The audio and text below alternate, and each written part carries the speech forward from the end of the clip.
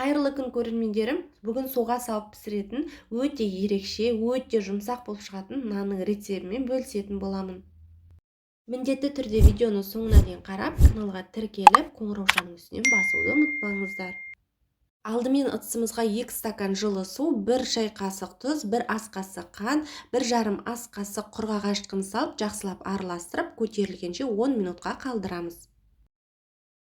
Міне біздің ашытқымыз көтерілді, үстіне 30 граммдай сұйық май құйып, жақсылап араластырып, енді үстіне ұнымызды салып, алдымен қасықтың көмегімен араластырып, кейін қолымызбен жұмсақ қамыр илейміз.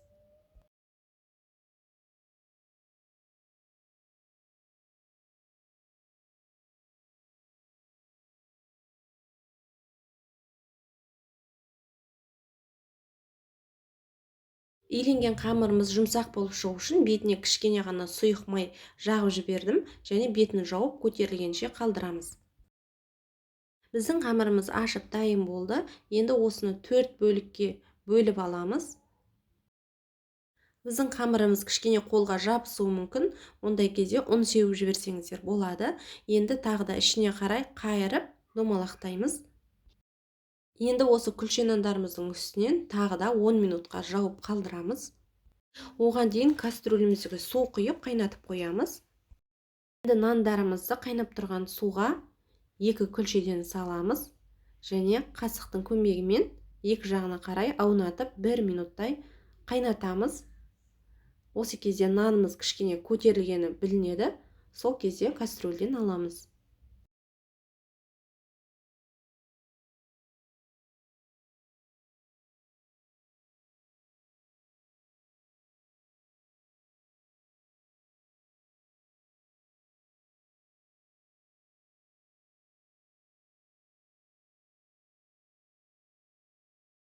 Нандарымыздың екі жағын ауыстырып 1 минуттай суда пісіріп алғаннан кейін табаға орналастырамыз және өткір пышағымызбен осылай тіліп шығамыз және қалауыңызша бетіне кунжут немесе мак сепсеңіздер болады.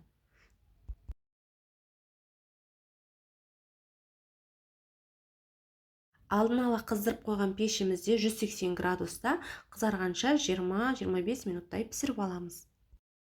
Нандарымыз дайын болды. Сырты қытырлақ, іші өте жұмсақ, өте дәмді болып шықты. Міндетті түрде осы рецептпен жасап көріңіздер, сіздерге ұнайтынына сенімдімін.